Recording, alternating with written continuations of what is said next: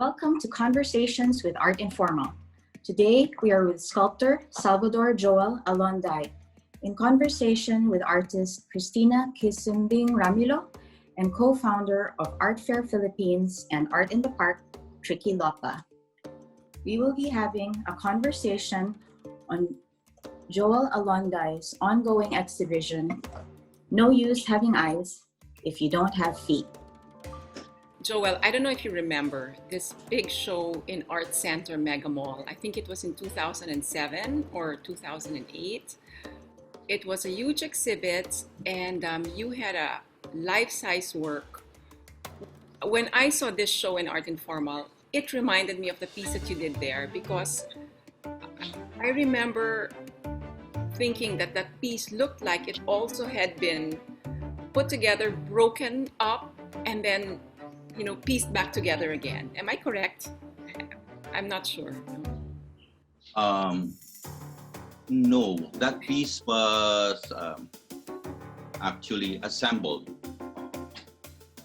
So each component of the piece is old. I don't know if you caught my show in Tinao a few years ago, and pretty much the same process.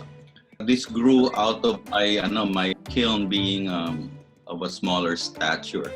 Okay, so I had to make larger pieces in segments.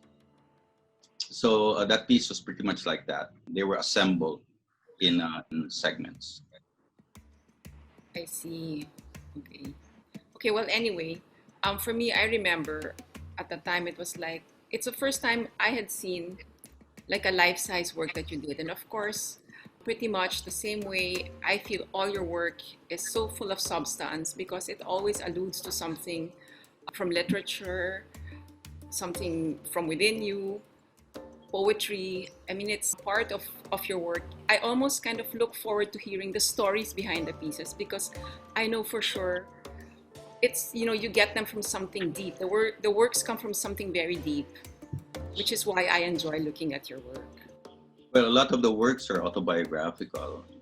Pretty much how I work. I was talking with Ling a few days ago. I was asking her about this term, hugot artist, that Tina used. Ano yung ibig sabihin ng hugot artist? Napaka-basic lang pala, no? Yung parang, ano hugot mo doon sa personal experiences mo, no? Saan pa nga ba manggagaling, sabi nga ni Ling, ano? Exactly. Even when you read books or a novel that you really like, or anything that comes across as something that reverberates from within, it becomes part of you. So in effect, even those things that have come from outside sources, so to speak, might be watching a lecture on the web and somehow it resonates. These things become part of you, and when they come out in your works, it's nothing short of saying that even these things that come from outside sources become autobiographical, because somehow it has touched something in your life that is familiar, or peculiar. Joel, I noticed that the works are more, it has like a humility to it, and but it's complex, because I'm used to your more like larger than life works, and I actually enjoyed, there's like an intimacy to the works, to the show. I see that you're veering towards something more organic. Am I mistaken? I mean, I still see the formalist structures, the formalist forms, but they're smaller, and what's actually more dominant are the broken pieces that were put back together. So I wanted to ask you about a few of your works, like Noe or Noah, how do you pronounce it? Well, it's another name for Noah. Okay. So Lee, Steph, and Tricky, I guess this is our favorite piece. It's on the surface, it looks playful, but I know it's one of your hugot pieces. So I don't know if you wanna tell us more about it. It was a hugot piece. It's a beautiful piece and it's very poetic, and not even knowing about the story. I mean, malakas yung dating niya. Malakas yung dating niya. I mean, I try to simplify it by using the form of the the origamis, origami. Yes. Pero it is a hugot piece, yes. For me, that piece, why I could say it's my favorite. I mean, just looking at the pictures and then seeing it in the show. Of course, I didn't know it was a hugot piece. I didn't know it was even alluding to yourself. It just struck me as a man maybe contemplating the ship of fools. That's what I thought it was, like a paper boat that will go nowhere. We know once it hits water, it's going to sink because it's not going to last. And I thought, was this a man just wondering where his life was going? That's what I felt with that piece. Are we not all wondering? Where we're going, right? Yes. I mean, look at what happened to us now. I couldn't even go to my own show because I'm scared, because I'm very high risk. I'm diabetic, I'm hypertensive, and I'm a smoker to boot. So it's quite a scary prospect just to socialize, no? We don't really know what's going to happen, in the near future. We want to believe that we have all the everything in place. I suppose that's why artists do art. Try to make sense of things, put things in the right order, compose it. You might better, hold it somehow in your mind. I think, Ling, you had a question about the breaking, the process. Well, I actually do the same thing. I like broken things and I like putting them together. And if they're together, I like breaking them and putting them back together. I think it's the child in us. So, of course, I love the process. Maybe you can talk about the reason why. I mean, I know the reason, but maybe it's also good for the audience to hear from the artist, because I love the poetry of it. To break things and then to put it back together, it gives me hope. That's what I see in the pieces. Things break, but you rebuild from the ruins. The initial idea came from watching this video about Japanese pots that are broken. They're put back together, reassembled, and then they highlight the fractures using gold. Of course, I didn't do that. No, I want them to see the fractures for what they really are and not embellish it. Well, that's basically the metaphor, the fractures in our individual lives, and to reassemble them, putting them back together is more for the feeling of being empowered somehow to restructure it, have some sense of wholeness again. The process really is part of the making, isn't it? It's part of the art.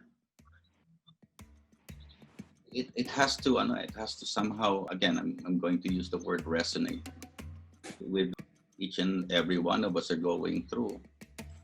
What I found revealing actually is in the breaking of the pieces. It's so random, you don't really know how it's going to break. Like some of the pieces, like the pouch, for example, I was so enthralled when it broke, and the fractures just somehow gave more beauty to the piece. And parang it broke in places where I wanted it to break, Sana ganun pa. Yes. No, I was just saying, I wish life was that way. If it would break. It would break in the right places, right? But anyway, I want to ask Correct. um, about your glazes. I'm amazed by the finishes because I know all the pieces are made from terracotta, right? They're all terracotta. These weren't glazed, Ling. Um, Mistake. Um, I love the finishes and I love how you somehow made, I think it's called the weight. I wanted to ask how you made it white. I added kaolin to the native clay. Okay. You can tweak the clay for to achieve certain coloration. No, it's still the native clay, but I added kaolin to it. That gave it a whitish color. What's kaolin? Kaolin is basically pure clay. No, it's white. No, it's the main ingredient for porcelain. I see. Oh. But it fires, it vitrifies. Okay, we're getting technical. It vitrifies it turns glassy. Okay, turns glassy at a very high temperature. What porcelain sculptors would do or potters would do is to mix it with another type of clay that fires at a lower temperature, so to be able to use it. In pure form, it's very difficult to use kaolin because it's not so plastic. So, but basically, it's basically pure clay, and we have kaolin deposits here in the Philippines in Miagao, Iloilo. I was actually able to procure a few samples. I was amazed by the finishes, the patina of the works, because I know it's terracotta, and I'm just amazed how you can do all those finishes. Some look like wood, some look like stoneware, and some look like excavated pieces from, like Etruscan diggings. So I was just amazed by it didn't look created. You know how you sort of do faux finishes and it looks faux? It looked authentic, and yeah, I was just amazed by the finishes. That has a lot to do with the clay and the kiln after the firing.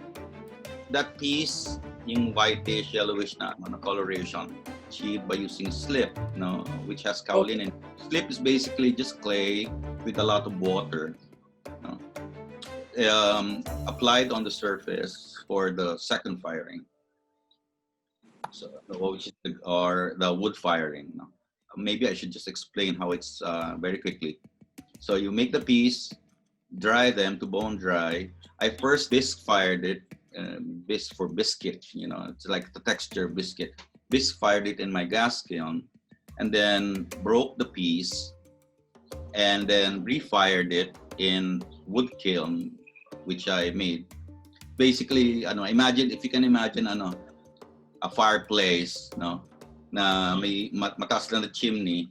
The chimney is basically made of loose bricks that I would pile up depending on the size of the piece. So the bottom, the fire chamber, or like in the chimney, in a fireplace, it's where that's the firebox where you stack the wood, and then I just pile up bricks on top depending on the piece. So that's the second firing. And basically what I did was to use a lot of the debris around the house, fallen wood and leaves and whatnot. This gives carbonization in the firing. Kaya may mga areas na black. Yeah. These are trapped carbon. Yeah, the reddish tint, that's basically iron content from the native clay. What I wanted to say is I think you're downplaying your mastery of the material because it doesn't, it looks very natural. It looks like it was just there, right, Tricky? Yes, especially I can't believe that all that clay was sourced from your backyard. I sent them photos of the clay pit. I was lucky because there were clay deposits in this area. It used to be farmlands long ago. And I was able to may mga veins ng clay underneath, and this took place during the lockdown when I needed materials and I have no way of getting them, so I started digging. And it's just lucky actually. So imagine coming home to that house, you found more than your family and yourself, you found material for a new show too, right? So Yeah. it's And I still have some, really a lot, no? A lot more, I suspect, no? Kasi ano, yung area where I'm digging, ang nahuhukay ko pa lang siguro mga less than a fourth. I wanted to ask you, how long does it take you to create a piece? Oh, Just to gosh. give us an idea. I know it's like different depending on what work, but pretty much like give us an idea like how long it takes you to finish one piece. I don't really work on one piece at a time kasi there's this has to first you gather the clay, you process it, test it, and then you tweak it, and then you start making the pieces. As you make the piece, it dries, no? So you start working on, and it has to be bone dry before you can fire it, or else it will burst. So while that's drying, I'm working on another piece, and then once everything is totally dry, na that's the time when you start bisque firing. If you have enough filled kiln, then you bisque fire, and then the second process of either glazing or in wood firing. Pero all in all, a piece with the drying process would take about less than a month. Because you can actually accelerate the drying process if the clay body is still workable. You do this by you're adding fillers. Basically, you add fillers like sand or grog to open up the particles of the clay, so it will dry faster. You can accelerate it, but then again, it all comes down to coming up with a clay body that's workable and has the characteristics that you want. Shall we move on to Tricky? Your thoughts on, was it en masse? What did you select? Oh yeah, that was my other favorite piece, En masse. Well, of course, Joel, your shows are never lighthearted, even if, as Ling says, the feeling in the end is hope. With me naman, this piece, I don't know, it reminded me of, when I was in college and in literature class, we took up, it's a song called Eleanor Rigby, but we took it up as poetry. All the lost and lonely people, Eleanor Rigby. That's how I felt with this piece. It's like all these broken people coming together, making a whole. I don't know. I mean, that's just what struck me. That's why, and you can in the round, you can go around it, and it's that same feeling. Like everybody has maybe something they're going through. People have their own maybe situations. Some people may be more broken than others, but everybody coming together. So there. Yeah, actually, you hit the nail on the head. That's basically it. I would still go out and have to buy food or whatever. It scares me. What struck me most while I go around on a bike,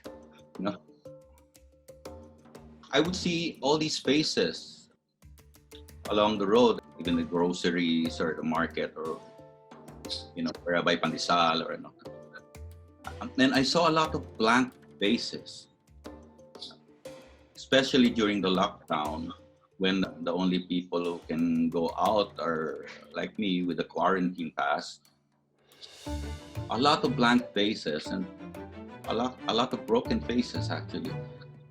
One would probably love to just stop and maybe speak with them, and I don't know, some form of connection, So I guess that prompted the piece, I just felt this intense need to just put all these faces together in a group, somehow attach them, somehow. I agree with Tricky. That's also one of the pieces that I like. You can figure it out just by looking at it, what it's trying to say. But I actually want to move on to another piece, Alcancia, because it looks more ancient than the rest. Some are more realistic, and formalist, and this is deliberate, I know. So I want to know why. We were literally living off my savings at that time, you know. Yung literally yung babasagin mo yung yung alkansya, no? There was a point when I was when I was gathering all my coins kasi walang income, no, during the lockdown.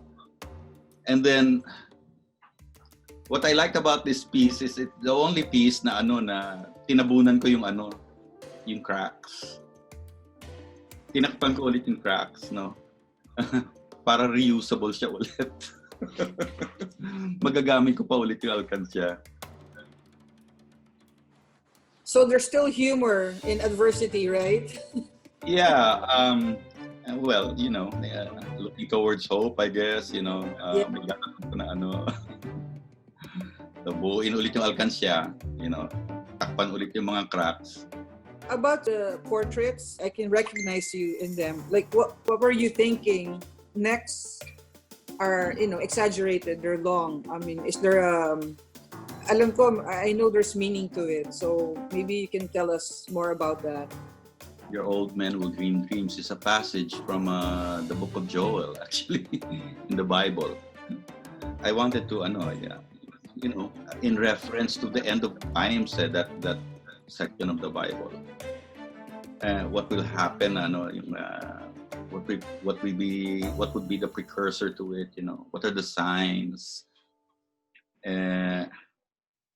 But I like the phrase so much. Na I wanted to give form to it. That's what came out. It's not so much resounding of that end of days biblical passage. More the idea of even old men can still dream. What's next? Well, at the moment, I'm doing a commission work, actually, for a fellow sculptor who has more money than me. He was asked me to do a Corpus Christi using the same material and basically the same process. And I liked it because, although I'm not that religious really, but the form of a broken corpus, a broken man on a cross is quite chilling, isn't it? So I'm doing that now, and I had a funny conversation, chat with Tina, where she suggested that if somehow I felt that it fits the show, why not join the Caribou show and enter that piece in the Caribou show. Sabi ko, oh no. My initial reaction was, it's not really a Saturnalia piece, no? But damn it, maybe it can be. And I don't know, the world according to Caribou, it just might fit. Or not? Well, I don't know. I'm just still thinking about it. And I'm in the process. So, it's a fairly large piece, about 4 feet. I had fun making the cross. I once, a long time ago, there was an old tree here, an old duhat tree that I cut down and set aside to dry. And funny enough, the piece actually, I have actually enough wood from the duhat tree to make a cross. So that's what I did. And I had fun doing. I love carpentry. I love everything about it, and that's one material that I haven't really played around with too much. But I love working with wood. So there, I have the cross. Now I'm doing the clay piece. I love the smaller pieces. I hope you do more. Ang ganda, Joel. The organic, I love it. Hopefully, we'll see more of your woodworks. Mhm. You mean the carvings? Yeah, I did. whatever it is. Yeah, I did a lot of carvings actually as toppers for bottles, for ceramic bottles that I make, potion bottles, and then I love carving those tiny pieces of wood. May nakuha akong almasiga kasi na mga scraps which I use.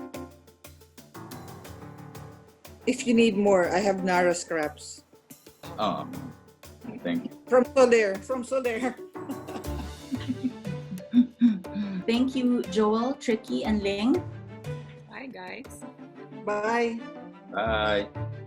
And thank you, Art Informal viewers.